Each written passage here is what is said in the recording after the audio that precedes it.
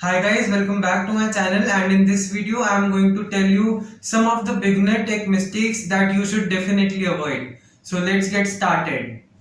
Some of these pertain specifically to PC users while some are more general. So the first mistake is going for integrated graphics. The first question that you get asked when you enter a laptop or a brand shop is that whether you want integrated graphics or a discrete graphics card.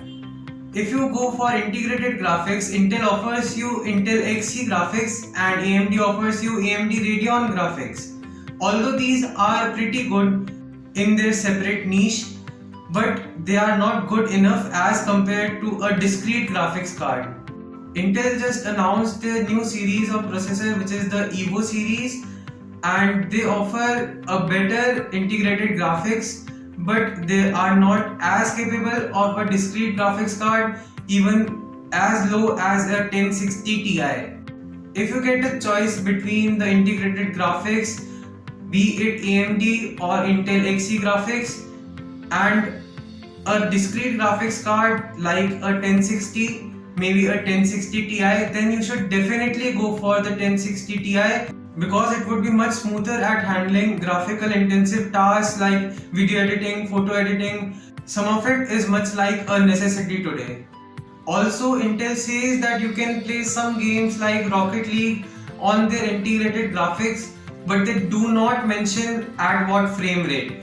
That is available only at a frame rate of around 40 or maybe 50 FPS. While if you go for a good graphics card like a 2060 or maybe 1660 Ti, then you might get a frame rate of like 70 or 90 FPS, which is much better and much more playable as compared to the 30 or 40 FPS which you might get on Intel Xe graphics.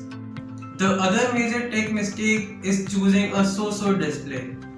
A display is not only judged by how many pixels it has, like most manufacturers claim they have 1080 pixel display or maybe HD plus display, but it is not only dependent on these parameters. You should always see the parameters like the color accuracy and how many bits of color it can display. Xiaomi claims that some of their smartphones can display 10-bit colors, which is much better than 8-bit colors, and it would be much vibrant to your eyes. You should also see the peak brightness of the display because that can play an important role in the HDR content or high dynamic range content that you are viewing. Also, let's talk about the pixels. A 240 pixel image might look really crisp on your smartwatch, but it will look blurred and distorted if you view it on your laptop. I also explained this concept in this video that I will link here in the I box. You can go and watch that video, but in a gist, I want to tell you that you should go for the pixel density along with the pixel quantity. If the manufacturer tells you that their display is 1080 pixels, you should always ask what is the pixel density. There is no fixed criteria for a good pixel density, but you should always see the phone in hand or the laptop switched on to get an idea about the display quality. Also, if you watch a lot of movies and Netflix and YouTube, you should go for a 4K display instead of a 1080 pixel display. And if your primary goal for buying a laptop or a phone is to watch videos, particularly if you are buying a laptop, then you can sacrifice on a SSD for an HDD or maybe a lower capacity SSD if you just want to watch videos on it, because you won't be storing much data on it and won't be doing much work on it. The next tech mistake is more because of the producers of the smartphones rather than the consumers. You might have seen Apple talk about some major software updates or maybe a bug fix in the next software update in their events. Now, Apple is a well-reputed company and it always delivers what it promises. So you are probably getting what you are promised in the events, and it would probably work fine on your iOS devices. But the same cannot be said about some companies. like Xiaomi and Samsung too at some extent. Look, if Xiaomi promises you that they will improve the camera stability and decrease the lag between Bluetooth devices in the next software update, please do not fall for it. It is just a scam, and since these big companies do these scams, nobody is gonna stop them because they have the monopoly over the market. So the major tech mistake is going for future promises. Let me give you a real life example. I too have a Samsung phone and Samsung promised that they would improve the camera UI. But they didn't. And instead they added two options, which is FHD at 30 fps and UHD at 30 fps too. I do not know why they can't shoot at 60 fps in some phones. But nevertheless, FHD and UHD both look pretty ugly. My phone was better when I did not update it. So if some company promises you to give you some updates, it might just not work as intended on your phone. Leave apart Apple and some other major companies, and Samsung is not one of them, I can tell you. Now every time I shoot a video, my voice and my video lags about 1.2 seconds, and believe me guys, it takes a lot of hard work to remove that.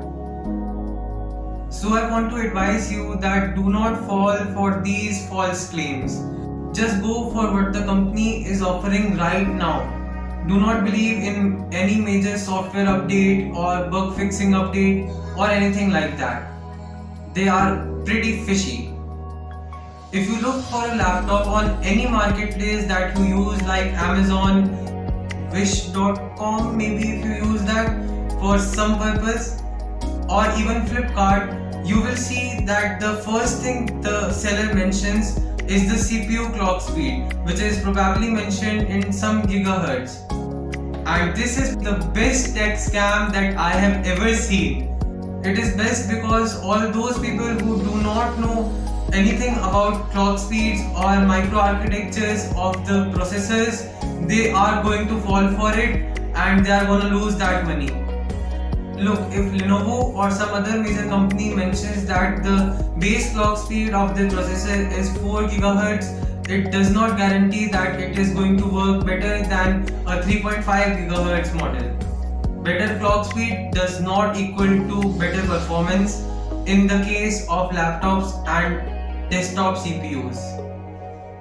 What really matters is the microarchitecture of the CPU. Leave apart the microarchitecture, let's just talk about the CPU models.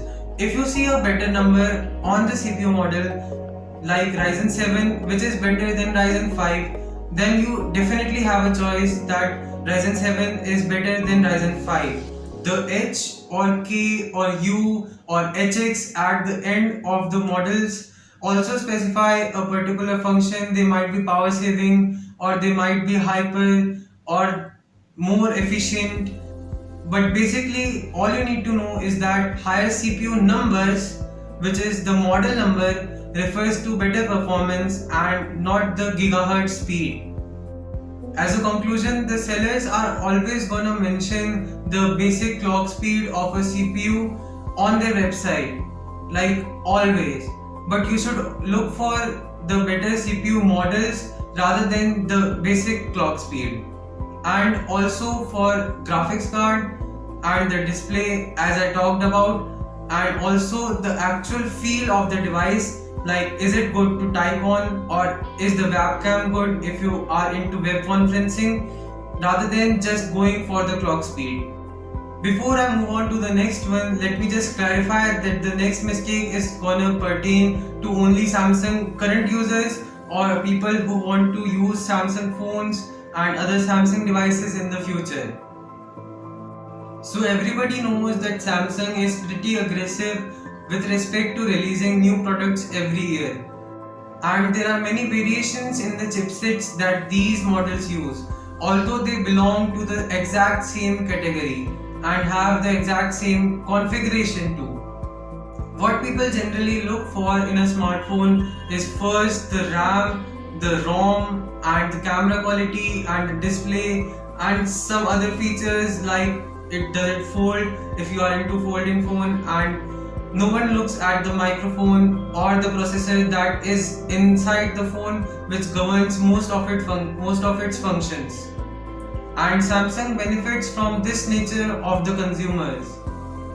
Let's just say that Samsung released the S21 Ultra in two countries, for example India and America. In India they would sell the S21 Ultra with the Exynos chipset, and in America they would sell it with the Snapdragon variant in the same model. So the battery capacity would be the same, the camera system would be the same, and the call quality and also the display, like everything is just same, just the chipset is different. But that makes a hell lot of difference, because it is tested that Exynos is not good at heat dissipation, which means that your game or any graphical intensive task that you might be doing on your phone, which will put pressure on the CPU, is going to throttle your phone, which means that your phone is going to heat up and you can feel that while you are gaming. And not just that, the battery backup on Exynos phones is worse than the Snapdragon phones, although the battery capacity is the same. And as you might know, most of the cameras nowadays use AI functionality to determine the scene that you have just captured. And the AI neural engine is more developed in Snapdragon version as compared to the Exynos version. That is why most of the videos and photos look better on the Snapdragon version and look just grainy on the Exynos version. I mean, there is a good camera. It is 108 megapixel and just 100 times zoom, space zoom, whatnot. But that little gap between the Snapdragon version and the Exynos version could have easily been bridged by Samsung just by using the same Snapdragon version for all the models over the world. So do not fall for this scam. Just pay an extra amount of money to get the Snapdragon version of the same phone from Samsung. The last kind of tech mistake that I have seen people committing is go for a hi-fi camera system, which sounds really good on paper and on the website of smartphones, but it is not good at all in real life. Let's just take the Samsung A series smartphones like the A10, A20, A50 and all the other smartphones in these categories. Most of them have a macro lens accompanied with a normal lens. Samsung says that this macro lens is used for taking portraits. And if this is true, why is Apple able to take really good portrait photos with just a single camera? It is because their software optimization. If Samsung could put more money in their software development rather than just propaganda, then it would have been much better. But unfortunately, they don't. Let's just say that a phone has three cameras, a normal lens, a macro lens and a telephoto lens. Now you would not be using the telephoto and the macro lens as often as you would be using the normal lens. So if the normal lens has a lesser megapixel count, then definitely it is not worth buying. You should always look for a camera which has a greater aperture, and the software used in the picture enhancement should be good enough. But one other type of lens that you should definitely look for is the ultra wide lens. If along with the primary sensor you also get an ultra wide sensor, then that would be a good choice.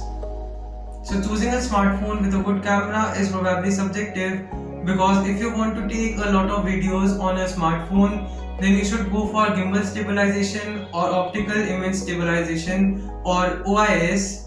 On the other hand, if you want to take a lot of pictures on your smartphone, then you should definitely look for more saturation and color accuracy that the smartphone camera can capture.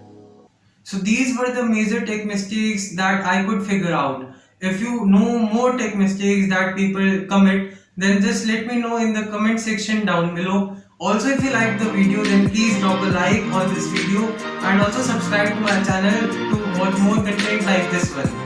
On this note, let's end the video and I will see you in the next one.